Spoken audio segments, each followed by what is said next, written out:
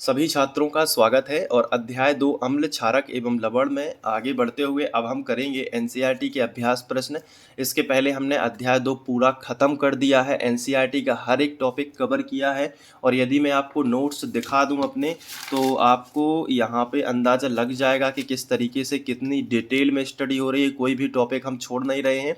ये देखो, ये प्रॉपर मैंने खुद से भी नोट्स बनाए हुए हैं ताकि आपको प्रोवाइड कर सकूँ और आप जो है बोर्ड परीक्षा में फोड़ के आए, अच्छे अंक लेकर आए।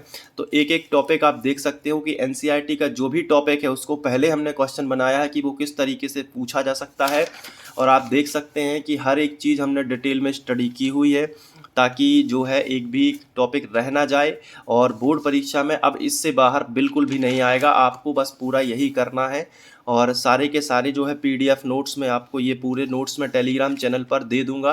डिस्क्रिप्शन में आपको टेलीग्राम चैनल की लिंक मिल जाएगी, तो वहाँ पे आप ज्वाइन हो जाइए।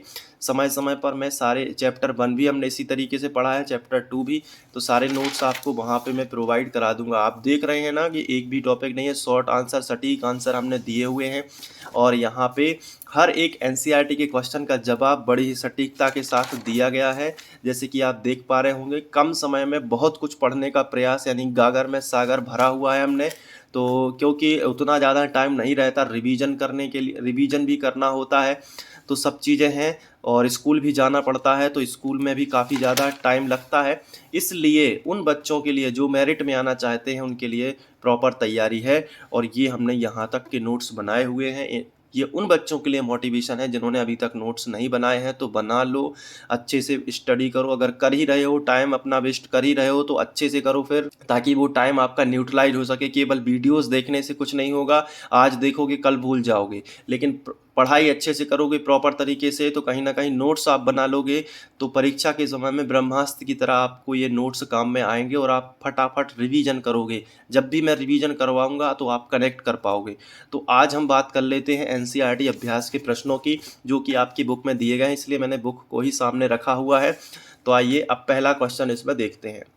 तो जैसे मैं करवा रहा हूँ आपको वैसे ही अच्छे से इनमें टिक लगा लेना है। और आप चाहें तो नोट्स भी बना सकते हैं या फिर टिक लगा सकते हैं। इनमें ये ऑब्जेक्टिव टाइप क्वेश्चन है, तो टिक यहीं पे लगा लीजिए। कुछ क्वेश्चन होंगे जिनको आप लिख सकते हैं, जैसे कि कोई विलयन लाल लिटमस को नीला कर देता है, इसका पीएच मान संभव क्या होगा। तो ऐसे विलयन जो लाल लिटमस को नीला कर देते हैं वो क्षार कहलाते हैं। तो वैसे भी आपने पीएच स्केल पढ़ा होगा। पीएच स्केल में क्या होता है, बीच में रहता है 7 जो कि उदासीन होता है। 7 के इस तरफ अंक वाले सारे पदार्थ अम्लीय होते हैं और इस तरफ वाले क्षारीय। पीएच स्केल यदि आपने वो वीडियो नहीं देखा है तो आप देख लेना प्लेलिस्ट में जाके, वहाँ पे मैंने पीएच स्केल को बड़ी डिटेल से समझाया है 10th स्टैंडर्ड को लेते हुए, तो आपको सारी बातें समझ में आएंगी। तो ये देखो, जो जितने भी क्षार होते हैं वो 7 के ऊपर होते हैं। तो ये देखो, ये केवल 10 ही है यहाँ पे जो 7 के ऊपर है, बाकी सारे 7 से कम हैं। और दूसरा एक ट्रिकी मतलब आप ट्रिकी दिमाग लगा सकते हो कि यहाँ पे 3 है 7 से कम, तो तीनों सही तो नहीं हो सकते। एक जो बिरला है, अकेला है, वो सही होगा जो 7 से ऊपर है। ये सारे 7 से कम हैं। तो आप वैसे भी यहाँ पे तुक्का भी मार सकते थे, ये होगा। हालांकि ये तो कहने की बातें हैं, थोड़ा सा पढ़ना जरूरी होता है। दूसरा देखो, कोई विलयन अंडे के पिसे हुए कवच से अभिक्रिया कर HCl गैस उत्पन्न करता है। कोई विलयन, हमें बताना है कि वो विलयन कौन सा होगा जो अंडे के पिसे हुए कवच से अभिक्रिया कर एक गैस उत्पन्न करेगा। तो वो जो है HCl गैस का विलयन होगा। इस विलयन में HCl गैस होगी, जिसके कारण एक गैस उत्पन्न होगी यहाँ पे, जो चूने के पानी को क्या कर देगी, दूधिया कर देगी। तो इतने सारे आप देख सकते हैं यहाँ पे दिए गए हैं। ये लवण है, ये भी लवण है और ये भी लवण है, केवल एक ही अम्ल है। तो अम्ल रिएक्शन करेगा, ठीक है, और गैस उत्पन्न देगा, गैस उत्पन्न करेगा। तो इनमें भी आप क्या कर सकते हो कि ये तीनों के तीनों क्या है, लवण है, केवल एक ही क्या है, अम्ल है। तो ये भी तीनों चारों में एक अलग टाइप का है, तो ये आप टिक लगा सकते हो। नेक्स्ट क्वेश्चन लेते हैं। इसमें दिया गया है कि NaOH यानी सोडियम हाइड्रोक्साइड का 10 ml विलयन, 10 मिलीलीटर विलयन HCl के 8 ml विलयन से पूर्णतः उदासीन होता है।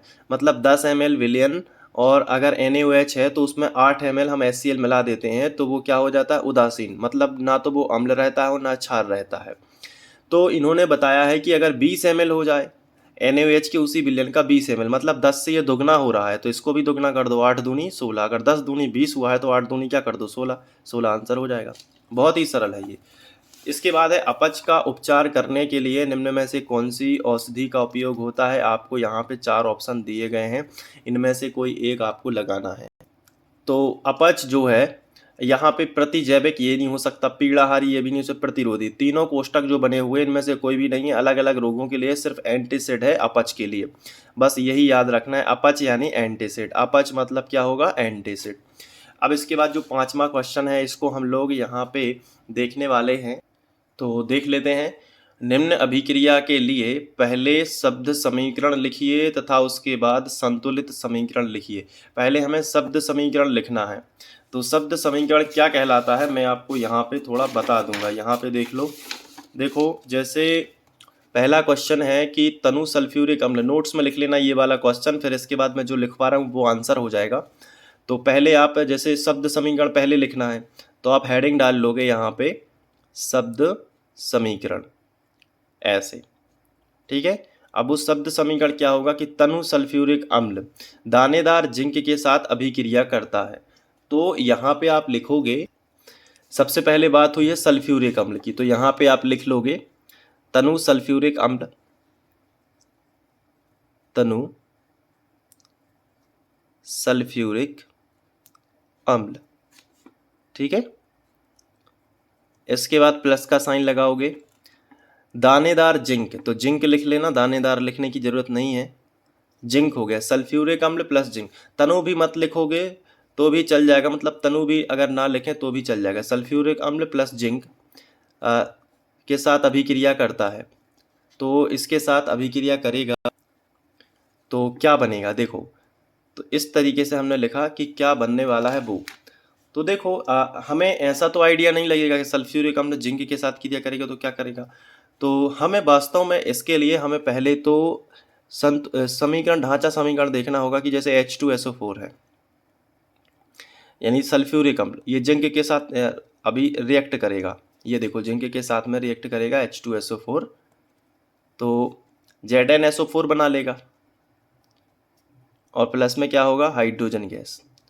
तो एक्चुअली में हमने जो स्टडी की हुई है जिस तरीके से, तो उसमें हम क्या करेंगे शब्द समीकरण के पहले ये समीकरण बन जाएगा ढांचा समीकरण, क्योंकि हमें मालूम है कि जिंक किसके साथ रिएक्ट करता है SO4 के साथ, तो क्या बनेगा जिंक सल्फेट, और इसके बाद क्या बनेगी हाइड्रोजन गैस। तो अब जो शब्द समीकरण हमारा ये रफ में कर लेना, ये वाला ये रफ में चल जाएगा, ठीक है।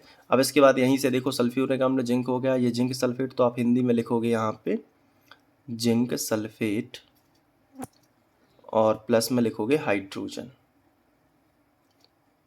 ठीक है। ये आपको कर देना, ये शब्द समीकरण है, आप इसको बैलेंस कर लोगे। तो बैलेंस तो ये पहले से ही है, यही लिख देना। सल्फ्यूरिक अम्ल की जगह पर लिखोगे H2SO4, फिर प्लस में आ जाएगा जिंक तीर का चिन्ह, जिंक सल्फेट ZnSO4 और प्लस हाइड्रोजन गैस। ये बैलेंस है, कहीं भी कुछ जोड़ने की ज़रूरत नहीं है, क्योंकि यहाँ पे 2 हाइड्रोजन है, यहाँ पे भी 2 हाइड्रोजन है, यहाँ पे जिंक सल्फेट सीधा सीधा कनेक्ट हो गया, ठीक है। तो कोई दिक्कत नहीं होगी, ये पहला हो जाएगा। अब दूसरा देखो यहीं पे दूसरा कैसे करना है मैं आपको यहाँ पे दिखा देता हूँ। तनु हाइड्रोक्लोरिक अम्ल और मैग्नीशियम पट्टी के साथ अभिक्रिया करता है। तनु हाइड्रोक्लोरिक अम्ल मैग्नीशियम पट्टी के साथ अभिक्रिया करता है। तो पहले आपको क्या लिखना है HCl, ये तनु हाइड्रोक्लोरिक अम्ल हो गया। फिर ये हो गया मैग्नीशियम, पहले मैं लिखूंगा संतुलित समीकरण, उसके बाद शब्द समीकरण लिख दूंगा, ठीक है। तो तनु हाइड्रोक्लोरिक अम्ल HCl, फिर मैग्नीशियम पट्टी यानी Mg। तो जब ये धातु के साथ, ये भी धातु के साथ ही क्रिया हो रही है, तो MgCl ले जाएगा, तो Mg पर तो होते हैं 2 प्लस, तो ये 2 Cl ले जाएगा, तो बनेगा MgCl2, एक प्रकार का लवण है।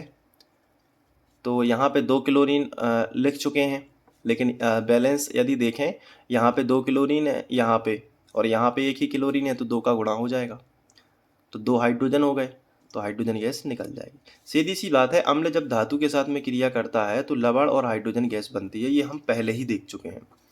अब इसको हम शब्द समीकरण में लिखेंगे, तो यहाँ पे लिख देंगे क्या हाइड्रोक्लोरिक अम्ल, और प्लस में हो जाएगा ये मैग्नीशियम, ठीक है, तीर का चिन्ह, मैग्नीशियम क्लोराइड है ये, मैग्नीशियम क्लोराइड और साथ में हाइड्रोजन गैस। ये हो गया शब्द समीकरण। तो ये पहले लिख लेना, ये बाद में लिख लेना, कैसे भी कर सकते हो, ठीक है। इसके बाद आगे बढ़ते हैं। जो तीसरे नंबर का है आप तुरंत नोट कर लीजिए करें, मतलब वहाँ पे नोट कर लिया करो, क्योंकि धीरे धीरे हम लोग अलग अलग कर रहे हैं, क्योंकि यहाँ पे अलग सी सिचुएशन है। आप जैसे कि देख पा रहे हो, बुक के साथ में लिखना है।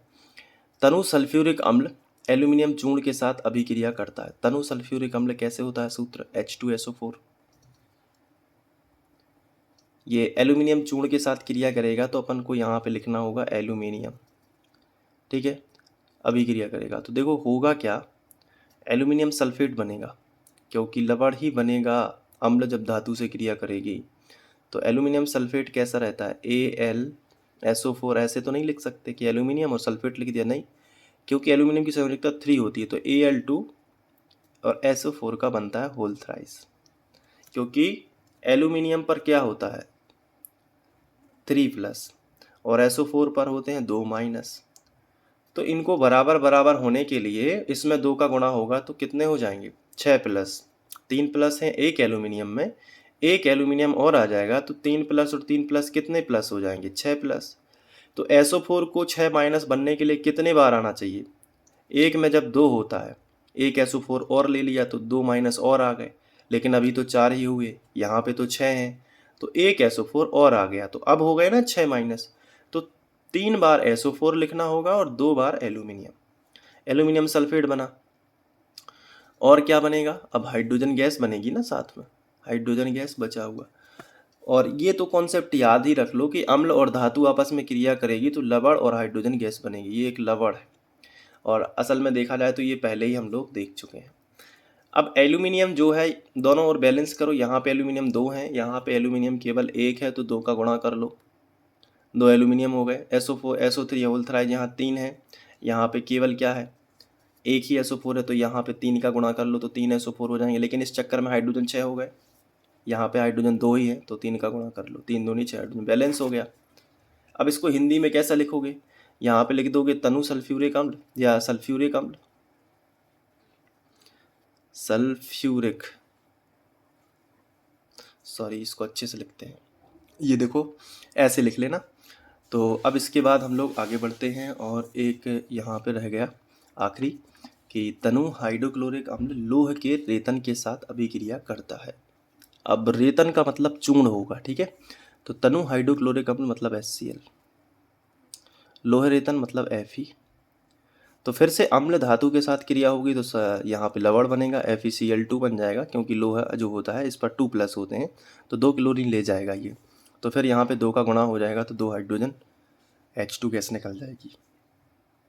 अब इसको हिंदी में आप ऐसे लिख लोगे कि ये हाइड्रोक्लोरिक अम्ल होगा, यहाँ पे होगी Fe की जगह पर लिख लेना लोह रेतन, और FeCl2 आयरन क्लोराइड, और ये हो जाएगा हाइड्रोजन।